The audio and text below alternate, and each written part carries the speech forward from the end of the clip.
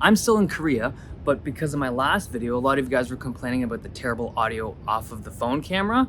I thought I would do this. I'd run a second phone for the mic and now look like a complete clown, but you made me feel bad about that terrible audio, so we're doing this. All right, so in the news, we have the EU giving final approval for the legislation. It's just basically make phone companies use USB-C ports in their phones within 2 years, including Apple. Now, considering you guys are a tech audience, I don't need to go into the explanation of why that's good. Like, there's no scenario where that isn't good for a new phone buyer. That's why they're making it a law, okay? But I think the more interesting conversation is, well, there's a bunch of stuff to talk about. First, let's address what happens next. Like, for me, the big question is there really gonna be a USB-C iPhone? Because a lot of publications are running that story. Like, it was confirmed by Apple that there's gonna be a USB-C iPhone. And I was like, huh, really? So I check out the source interview. I'll link it down below. It's a great interview done by Joanna Stern from the Wall Street Journal. They never said that.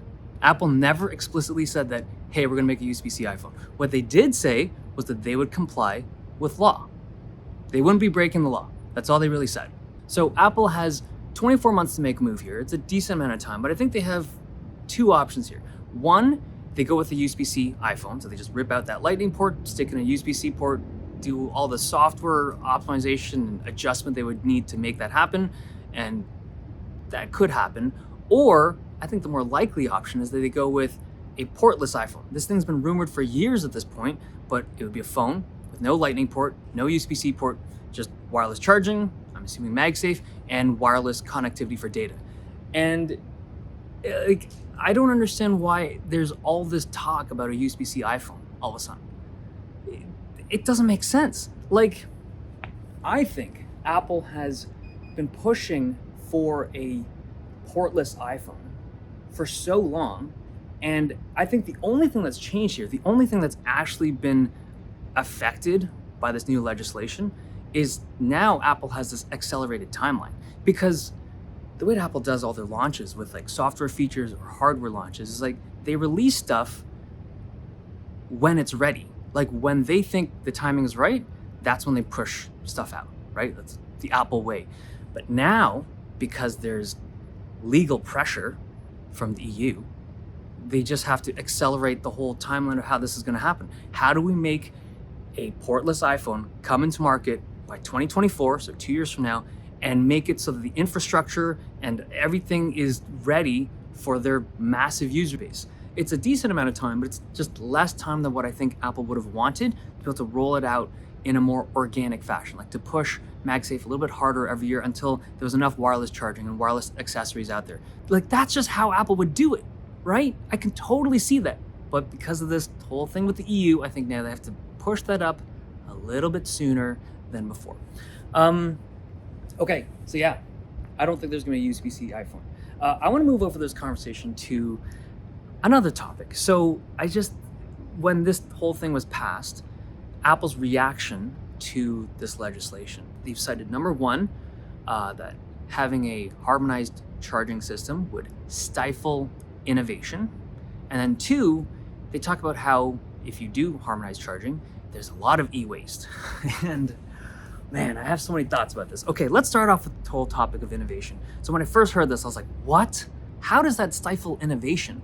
But then the more I thought about it, I was like, okay, I do kind of see that in some circumstances, like if Apple's allowed to do whatever they want to do and force their users to do things the Apple way, they can come out with stuff that is good. Like if you look at the Apple M1 chips or like the Apple Silicon in general, by not having Intel as an option, by having no alternative for their user base, like if you want to use an Apple MacBook, it's going to be M1 now, they made something good.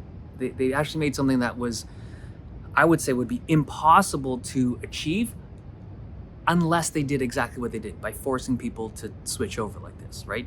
And like same with AirPods, like when they removed the headphone jack, it was so idiotic. Everyone's like, who wants this? But now we live in a world where wireless earbuds are really good. And I think the only reason why they're as good as they are today and we have as many to choose from as we do is because Apple removed the headphone jack and the industry kind of moved that way. But in terms of charging, I would agree that back in the day, because there was no pressure on Apple to stick with some particular charging system, like forcing Apple to use micro USB. Well, there kind of was, but they skirted it and they made the Lightning port, which was really good for its time. So yes, in some circumstances,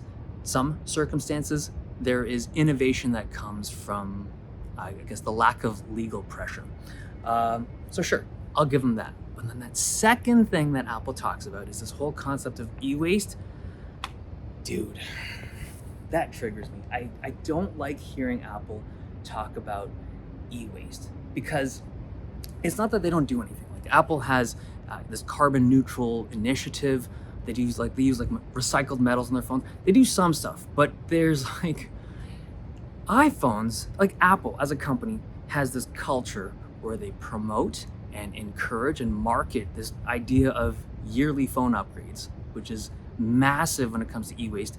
And all of the things that they do, like not having replaceable batteries or like easily replaced batteries, not having like easily repaired phones, like everything. I could probably list 30 things, maybe more, about things that Apple does that are not environmentally sound. And to hear this whole thing of e-waste and lightning cables, like the only reason why they're even in this position is because they held on to lightning port for as long as they did. Like when it first came out, sure, lightning was good, but like 2-3 years in, they could have switched over to USB-C, right? In 2014, 2015, they could have. They had the opportunity to do it then. And then in 2018, when they had the USB-C port on the iPad Pro, they could have done it then too. They could have made a USB-C iPhone, but they held on to it. They held on to Lightning. And then even most recently, now they have like USB-C on the regular iPads. It's so cold right now. Like I can't even think properly. But they've had so many opportunities over the years to switch off of Lightning onto a more ubiquitous USB-C charging system. And it would have been like so much less e-waste. And they're talking about e-waste? What? Okay. Yeah, oh my God, it's so cold, it's windy, and it's so dark. It got dark so fast shooting this video, oh my God. Okay, I'm gonna wrap this. Hopefully the audio was better, and hopefully this was a fun conversation for you guys to listen to.